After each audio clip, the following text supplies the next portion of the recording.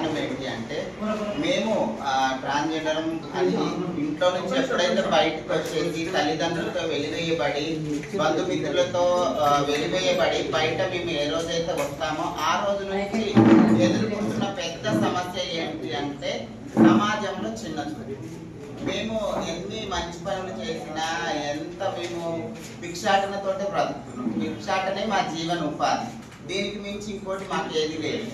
అలాంటిది మేము ఈరోజు భిక్షాటనలో చాలా సమస్యలు ఎదుర్కొంటున్నాం. మేము భిక్షాటన చేసే క్రమంలో ఎక్కడైనా కానీ ఆ దొంగతనాలు జరుగుతున్నాయి, అలాగే మర్డర్లు జరుగుతున్నాయి, అలాగే ఇంకేమేమో జరుగుతున్నాయి. కానీ ఆ కొన్ని మా దృష్టికి ఎలా తీసుకొస్తున్నారంటే మీ వాళ్ళు చీరలు కట్టుకున్న వాళ్ళు మీ వాళ్ళే, మీ వాళ్ళు మాస్కులు కట్టుకొని తిరిగే వాళ్ళు మీ వాళ్ళే, మీరు ఆ దొంగలతో మీకు సంబంధాలు ఉన్నాయి అని చెప్పేసి మమ్మల్ని కొంచెం కించపరిచినట్లుగా చేస్తున్నారు. దయచేసి అందరికీ మనస్ఫూర్తిగా విన్నవించుకుంటున్నాను ఏంటంటే మేము అలాంటి చేసేవాళ్ళం కాదు. భిక్షాటన చేసే వృత్తిలో మేము అడుక్కునే వృత్తిలో ఇచ్చే వాళ్ళ దగ్గర నమస్కరించి కాళ్ళు మొక్కు తీసుకుంటాం తప్ప మేము దొంగతనాలు చేసి మర్డర్లు చేసేవాళ్ళం కాదండి.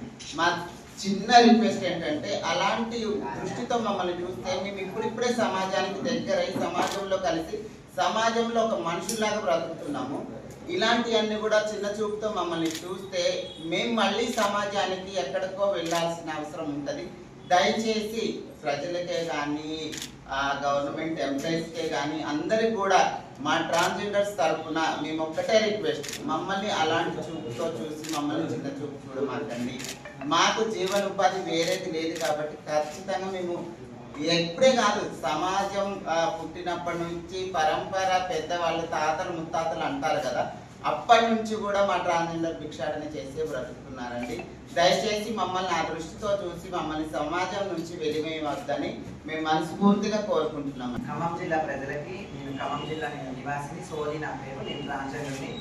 నేను ఒకటి చెప్తున్నాను ఏంటంటే సమాజంలో ప్రతి ఒక్కళ్ళు తప్పు చేస్తారు, తప్పు చేసే వాళ్ళు బ్రతుకుతున్నారు, మామూలు వాళ్ళు బ్రతుకుతున్నారు, మంచి వాళ్ళు బ్రతుకుతున్నారు, చెడ్డోళ్ళు బ్రతుకుతున్నారు. ఒక ట్రాన్స్జెండర్సే బతకట్లేదు సమాజంలో. ప్రతి ఒక్క తప్పు జరిగినప్పుడల్లా ఎక్కడ తప్పు జరిగినా కానీ మా ట్రాన్స్జెండర్స్ని విడిపీయటము, మీ వాళ్ళే ఉంటున్నారు దాంట్లో అన్నట్టుగా మాట్లాడుతున్నారు. మేము ఒక్కరిని ఉద్దేశించి మాట్లాడట్లేదు.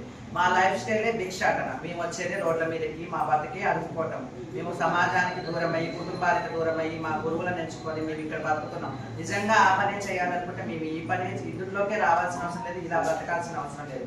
మేము ఎన్ని బాధలు పడితే ఇలా బతుకుతున్నామో ఒకసారి ఆలోచించండి. కానీ మేము మాత్రం ఎక్కడ కూడా తప్పుని తప్పే అంటున్నాం, ఒప్పుని ఒప్పే అంటున్నాం.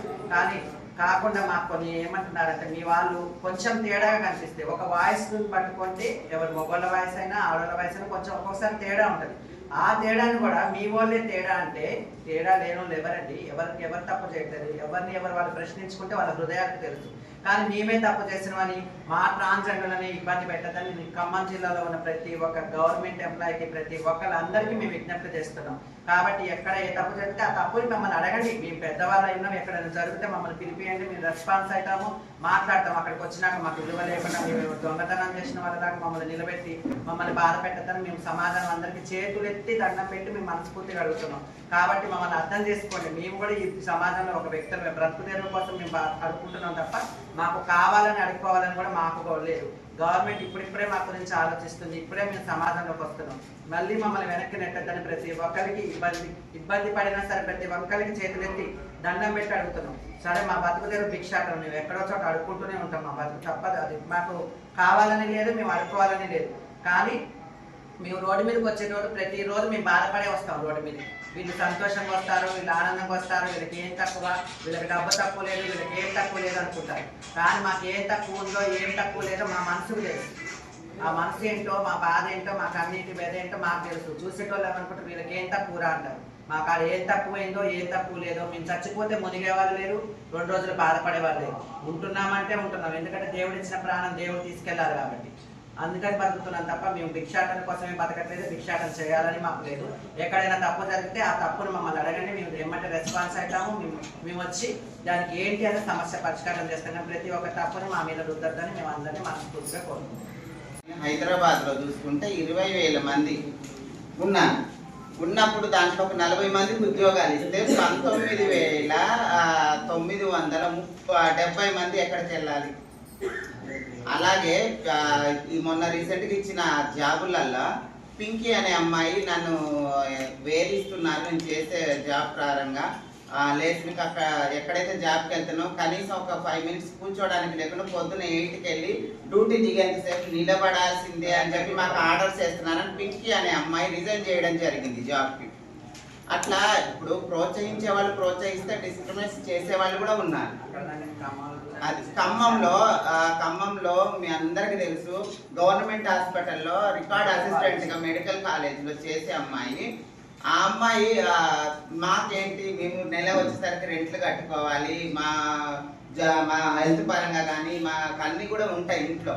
అలాంటిది ఆ అమ్మాయికి 5-6 నెలలు సాలరీ ఇవ్వకపోతే ఆ అమ్మాయి మళ్ళీ భిక్షాటనకే రావాల్సి వచ్చింది, ఉద్యోగం రిజైన్ చేసి. ఎందుకంటే మేము చేసే పనిలో కూడా మేము తృప్తిగా చేసినా చేయనిచ్చే వాళ్ళు లేరు. ఇప్పుడు నెల శాలరీ కరెక్ట్గా వస్తే ఆ అమ్మాయి అందులోనే జాబ్ చేసుకుంటూ ఉండేది.